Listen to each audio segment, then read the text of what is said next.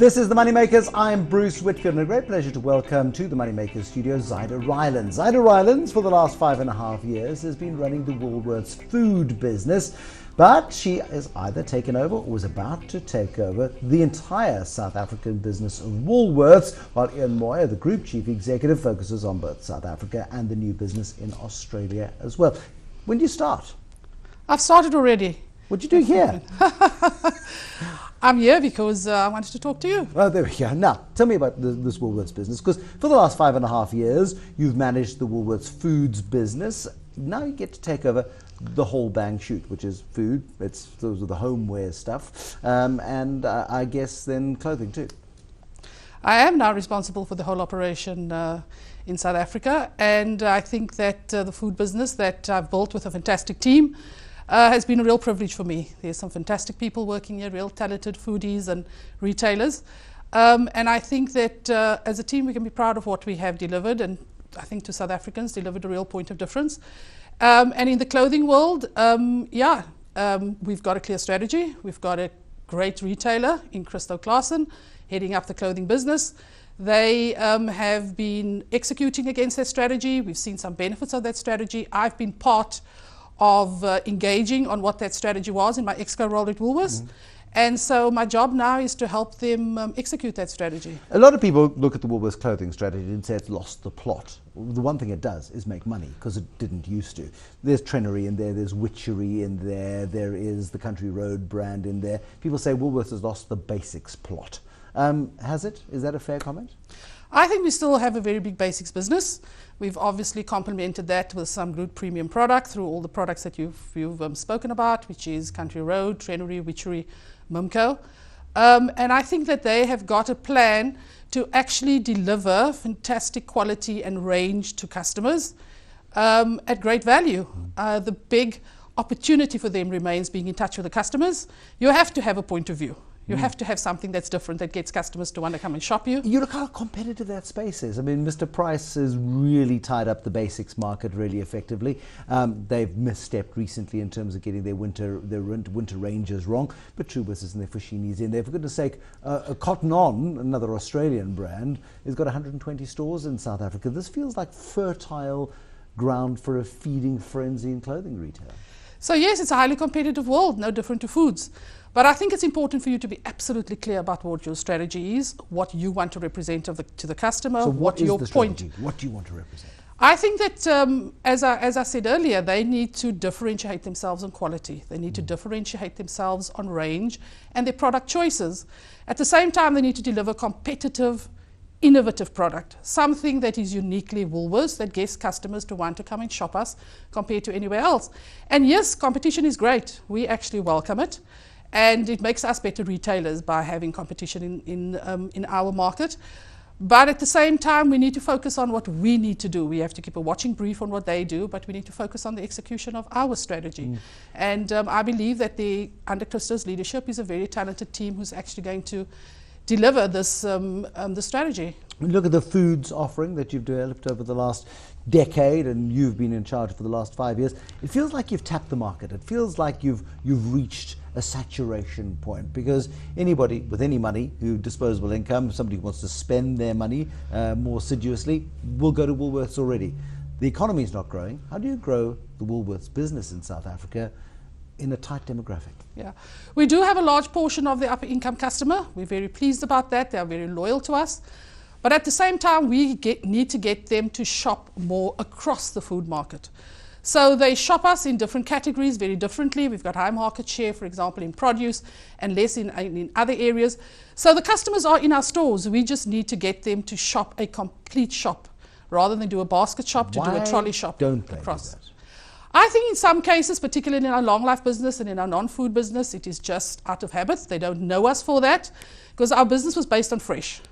So that's what customers actually think of us first on and first about. So for us now, it is truly just about saying we actually are a complete shop.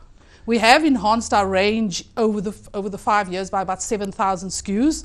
So there's you're using jargon. The items that you can shop in a store. Items you can SKU. Is that what it's called? Yes, that's what it's called. Okay, yeah. now I know what a SKU is. So we have increased that by 7,000 rand, a large portion because we've understood what our customers want to shop us.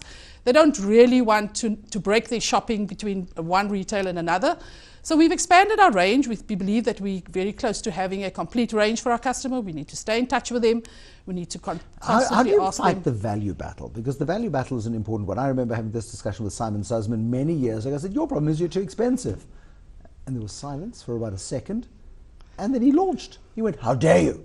And then about a year later, Woolworths came out and said, people see us as expensive, and then went on a PR drive. People still perceive Woolies to be on the pricey end. That's why the basket sizes are smaller. Over time, that has been one of our key focuses. So as much as we drive innovation and fresh product and so on, we have really invested in our range. We really have tried to understand how we tackle this price perception, because it really is that. Over time, we've been very pleased that fewer and fewer customers perceive us as expensive, but we're never going to be a cheap retailer. We want to deliver value for money to customers. They must feel like they're getting more than what they're actually paying for. And that's something that we now need to tackle even more aggressively. We have obviously had more promotions. I think customers would have noticed that. We are pleased with the results of those promotions. It's a very price competitive market. But we're not just going to be about price. We are going to be about something different. We are going to be about innovation. You can do about the innovation. You can do all of that in fresh, and you've cornered the market there. But a bottle of peanut butter, black hat peanut butter is black hat peanut butter. It's black hat peanut butter. It's black hat peanut butter, no matter where you buy it.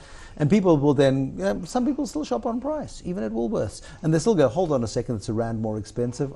I'll do my dishwashing soap and my Sunlight and my stuff at the other shop, whether it be a Checkers, a Pick n Pay, or a ShopRite. So we do track, obviously, a basket of goods, which is the KVI lines, which is the most known value items that our customers have. And in fact, we have been very price competitive to our competitors. Customers probably wouldn't give us much credit for that, but the truth is we feel good about that. We need to expand the basket and continue to engage our customers to show that we truly do have product, and quite frankly, on a brand, and you know we're mostly a private label business, on a brand, we should be price equal to our competitors, and that's a journey we want to go on. How have you calculated the risk of removing the walls of death? The trolley aisles, the snaking trolley aisles that have people's children, other people's children, by the way, reaching out and grabbing things off the shelves and chucking them into the trolleys, the sweets, all of the good stuff that has lined the aisles for so long. I think let me start by saying we've been on a good food journey for many years, before my time in foods. And it is something that we pride ourselves in, and it's something that we drive very closely and in a very determined way. So this was just the next step for us. We obviously realized that in the last few steps before you get to the toll, the customer was not necessarily seeing and being given the best opportunity to make informed dietary choices. And certainly we understand the pester power of those last few steps to the toll. Which is why it's been so successful. Absolutely. So for us, it started with doing the right thing. And we have had over many years a very loyal customer base who has supported us if we do the right thing. And this for us is doing the right thing. It will take us time to execute, but we feel very positive about the fact that this is just the next step in our good food journey. What do you put in those aisles instead? Because it's a great sales point. It is, magazines, whatever, but magazines I think have been removed as well because people destroy them as they go down the aisles. That sort of stuff. So you've got to have something that is robust and, maybe car batteries or something that people aren't going to fiddle with. There's a lot of good choices too. So we're putting more biltong, more nuts, which customers are actually buying more of. They've actually been buying less sweets and more into healthier options. What have your sales stats shown you about that over the years? Have parents become so focused that either they don't bring their kids anymore or they manage their kids more effectively? Was it just not worth keeping the aisles going? Look, we always wanted to do the right thing. We have always prided ourselves on taking a position on health and wanting to help customers with making healthy choices. Were sales on those aisles dropping anyway?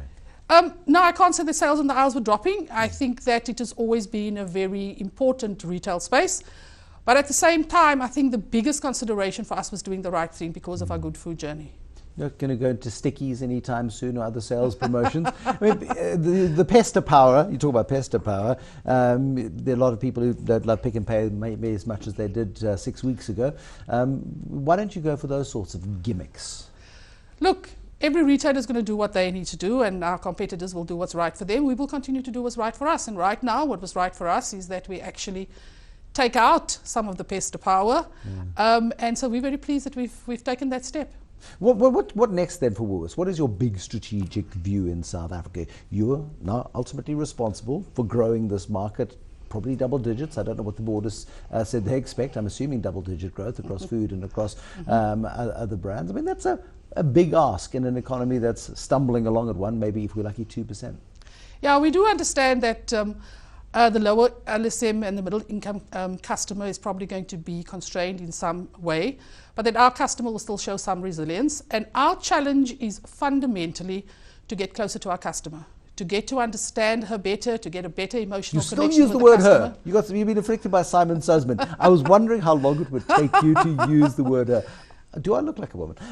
But that's an interesting one, because Woolworths always operated on the premise of the customer is she. The majority of our customers are still women. Yeah. We are seeing more men, which is fantastic. I mean, you swipe a card, a Woolworths Rewards card, is that getting closer? Absolutely, because through that we can actually get to understand the customer's purchasing behavior better. We're now trying to drive a single view of the customer and also an omni-channel, or let's call it a total retail experience, where irrespective of how the customer chooses to engage with us, she gets a seamless experience with us. You see where she shops, what she buys in different outlets. So, for example, she might live in Fishhook but not shop at the local Fishhook store. She might go to Constantia, or she might go to Claremont, for example, and go to Cavendish. Does that give you a particular kind of intelligence on a Fishhook resident, for example, who chooses not to shop in their local more compact Woolies? We do have insight into where the customer shops and whether she's shopping us more, whether she's shopping us less, and that gives us the intel to be able to engage with her more directly. In fact, customers want personal engagement now, which means they want you to know them better. How do you engage like that person? So we engage obviously through engaging with customer shopping behavior. We will talk to them directly via SMS. We will send them emails if they allow us to do that. So there are various ways in which you can actually engage with the customer and make it more personal for her and him. 5 years from now, how different does Woolies look? I think we've got a seamless customer experience.